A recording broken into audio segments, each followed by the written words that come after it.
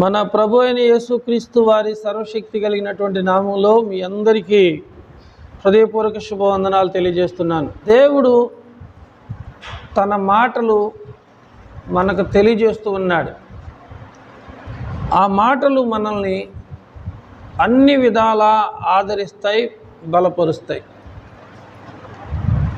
కీర్తనకారుడైన దావీదు దేవుడు చేసినటువంటి మేలులను జ్ఞాపకం చేసుకుంటున్నాడు.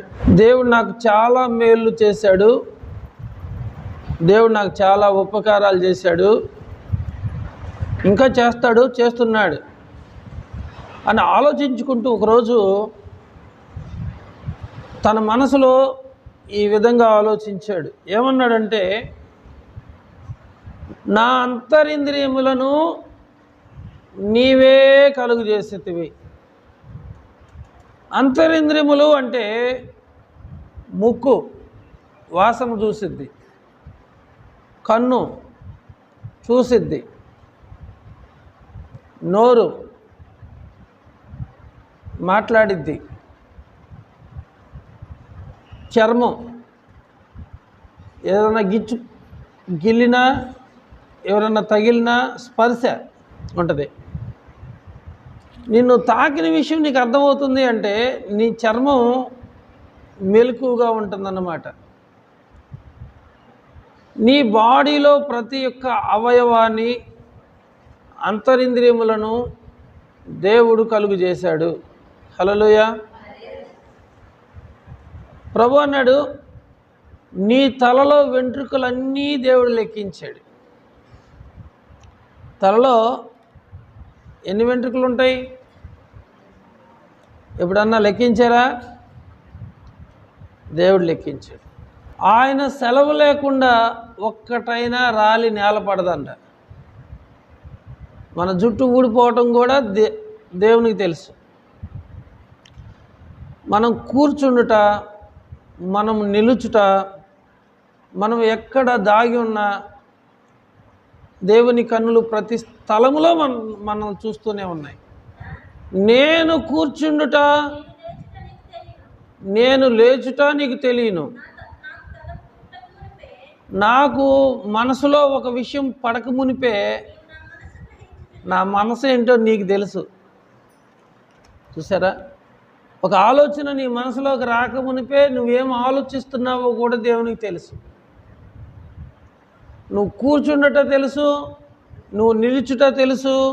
తలంపు నీ మనసులోకి రాకమునిపే నువ్వేం ఆలోచిస్తున్నావో కూడా దేవునికి తెలుసు.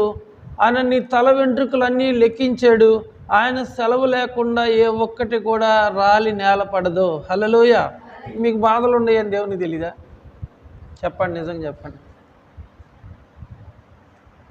కష్టాలు ఉన్నాయన్నా, బాధలు ఉన్నాయన్నా, ఇబ్బందులు ఉన్నాయన్నా, అప్పులు ఉన్నాయన్నా, రోగాలు ఉన్నాయి, తెలుసా తెలీదా దేవునికి? అందరు చెప్పండి. తెలుసు. దేవునికి తెలుసు అన్నప్పుడు మన సమస్యల్ని సాల్వ్ చేయగలిగిన శక్తి దేవునికి ఉందా లేదా? మనల్ని పుట్టించిన దేవుడు మనకు సహాయం చేయడా? లోకంలో ఒక మాట ఉంది, నారు పోసిన ఆయన నీరు కూడా పోస్తాడు. ప్రభు అన్నాడు, దేహము కంటే వస్త్రము ముఖ్యమైనది కాదు. వస్త్రం కంటే దేహమే ముఖ్యమైనది. ఆ దేహాన్ని ఎవరిచ్చారు? దేవుడిచ్చాడు. నీకు దేహం ఉంటేనే కదా బట్టలు కట్టుకునేది. అలాగే ఆహారం కంటే కూడా ప్రాణం ముఖ్యమైనది. ప్రాణం లేకపోతే నువ్వేం తింటావు?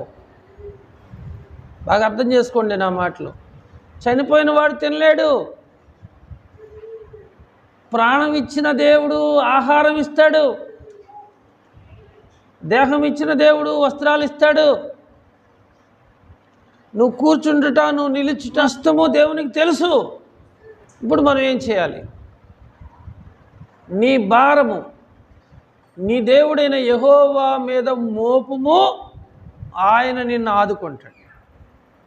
మన భారాలు ఒక్కొక్కళ్ళకి ఒక్కొక్క రకమైనటువంటి సమస్య ఉంటుంది. అందరికి ఒకే సమస్య ఉండదు. మనకి ఎన్ని రకాలైనటువంటి భారాలు ఉన్నా వాటిని ప్రభు మీద మోపితే ప్రభు తప్పకుండా మనల్ని ఆదుకుంటాడు. ప్రభు అన్నాడు, ప్రయాసపడి భారము మోయిచున్న సమస్త జనులారా నా యొద్దకు రండి, నేను మీకు విశ్రాంతిని అనుగ్రహిస్తాను. ఎందుకంటే మనం దేవుని మీద ఎందుకు భారం వేయట్లేదు అంటే దేవుని మీద సరైనటువంటి నమ్మకం లేకపోవటం వల్లే.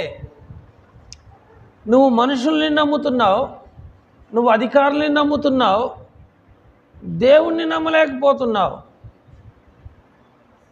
నువ్వు కంటికి కనబడే వాటిని నమ్ముతున్నావు. విశ్వాసం అంటే లేనివి ఉన్నట్లుగా పిలవటమే. దేవుడు ఉన్నాడు, ఆయన కంటికి కనపడడు. గాలి ఉంది, అది కంటికి కనపడదు. మరి మనకి ఎలా తెలుస్తుందంటే ఆ గాలి మన శరీరాన్ని తాగుతుంది కనుక ఆ స్పర్శ మన శరీరం గ్రహిస్తుంది, గాలి ఉందని నమ్ముతున్నాం. అలాగే దేవుడు ఉన్నాడు. దావీదు అదే అంటున్నాడు, అంతరింద్రియములను నీవే కలుగు చేసితివి, నా తల్లి గర్భమందు. ఎక్కడ నిర్మించాడంటే దేవుడు తల్లి గర్భంలో నిర్మించాడు.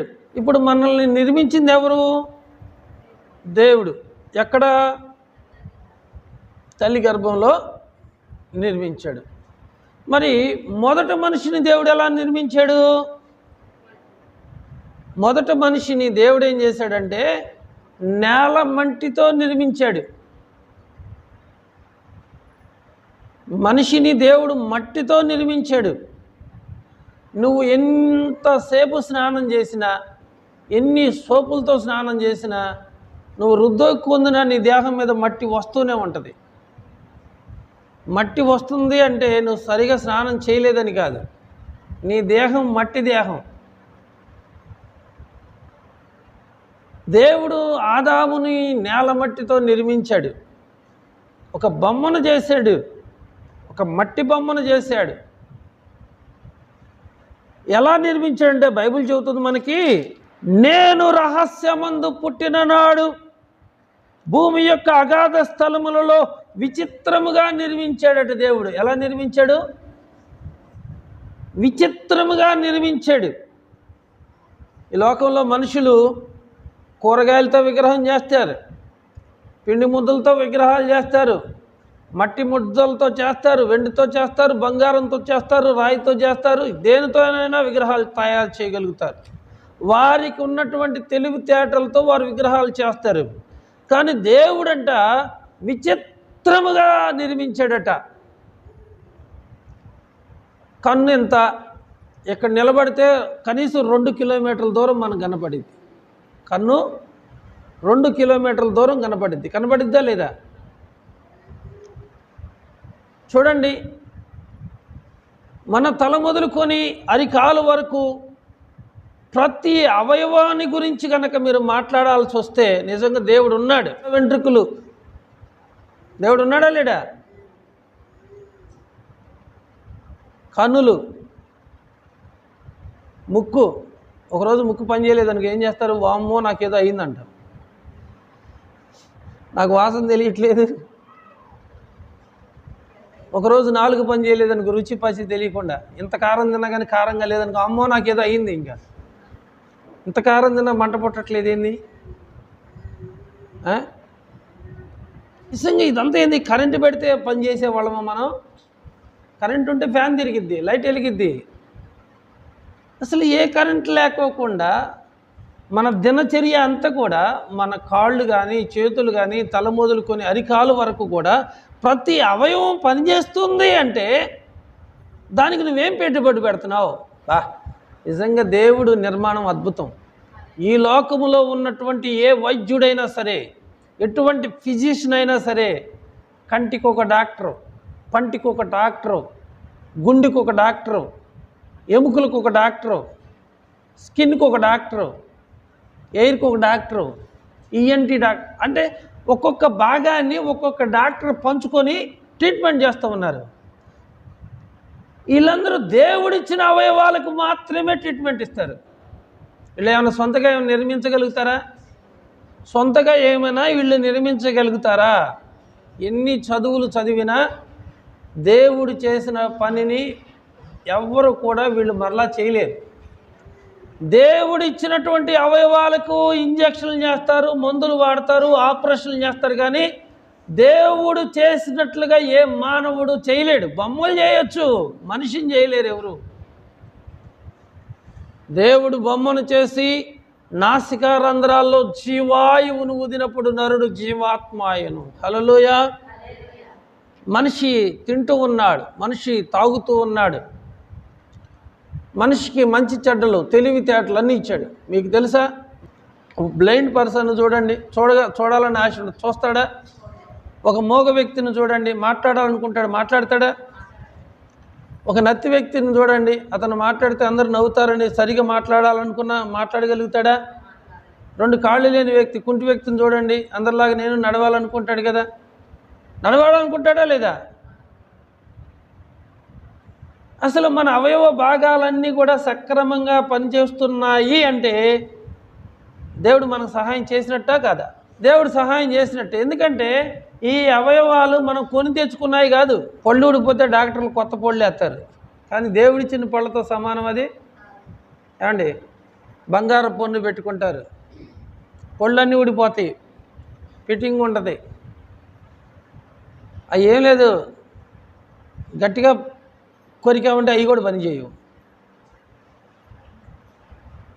దేవుడిచ్చే ప్రతి అవయవము మంచిది, అది శ్రేష్టమైంది. దేవుడిచ్చే ఆరోగ్యం చాలా మంచిది. ఈరోజు ప్రియమైన వాళ్ళరా, వేలకు వేలు లక్షలు ఖర్చులు పెట్టి చాలా హాస్పిటల్స్కి వెళ్తున్నా కూడా ఆ పైగా ఉన్నటువంటి రోగాన్ని తగ్గించి పంపటమే కానీ దేవుడిచ్చిన ఆరోగ్యంతో సాటి అయినటువంటి వైద్యం ఎవరు చేయలేరు.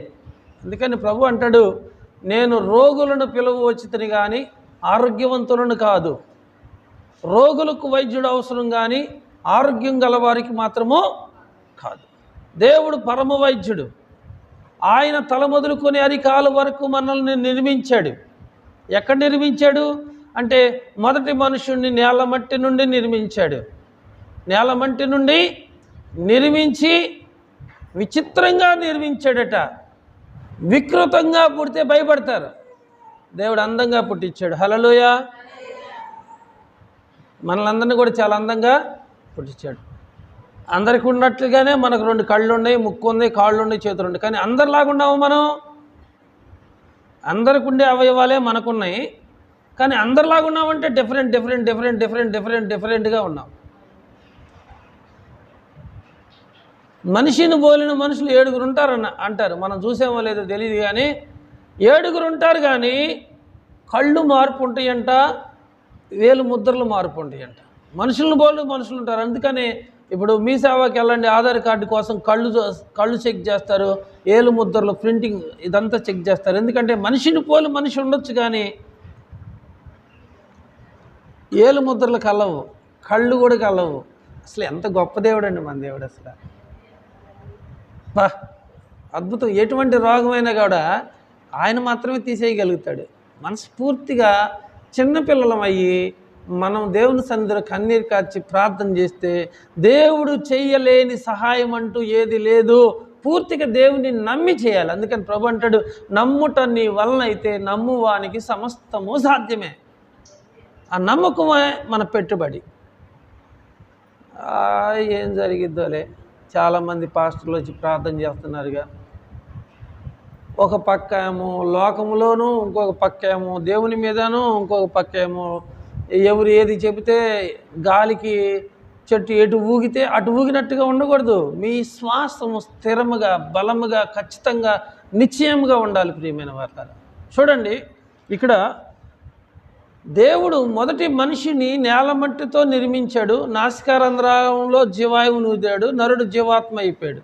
ఇక ఆ మనుషుల నుండి వచ్చిన తర్వాత ఇక మళ్ళీ మనుషులను భూమి నుండి చేశాడా దేవుడు? ఏమ్మా, ఆ మనుషుని ఒక్కడినే చేశాడు. మరి ఇన్ని కులాలు ఎక్కడి నుంచి వచ్చినాయి, ఇన్ని మతాలు ఎక్కడి నుంచి వచ్చినాయి? లేదు కదా, ఒక్క మనిషిలో నుండే మనము వచ్చాము. తర్వాత దేవుడు ఆదాముకు సాటి అయిన సహాయం చేయదలిచి ఆదాముకు దేవుడు గాఢ నిద్రను కలుగు చేశాడట. ఏ నిద్ర? గాఢ నిద్ర. అంటే ఆదాముకు అంతకుముందు నిద్ర లేదట. ఆయన రాత్రింబవళ్ళు తిరుగుతూనే ఉన్నాడు. ప్రతి ప్రాణికి, ప్రతి జీవికి, ప్రతి జంతువుకి ఆడది మగది ఉంది. కానీ ఆదాముకు సాటి అయిన సహాయము లేనప్పుడు దేవుడు ఆలోచించాడు, ఇతనికి నేను సహాయం చేయాలని చెప్పి అతనికి గాఢమైన నిద్ర కలుగు చేసి ఏం చేశాడంటే అతని ప్రక్కట ఎముకని ఇరిచాడట. ఏం చేశాడు? మనుషులు ఆపరేషన్ చేస్తే కుట్లు కనబడతాయి, కానీ ఈ యేసయ్య ఆపరేషన్ చేస్తే కుట్లు కనపడు. ఎముక తీశాడు. మాంసం మెత్తగుంటుందా, ఎముక మెత్తగుంటుందా?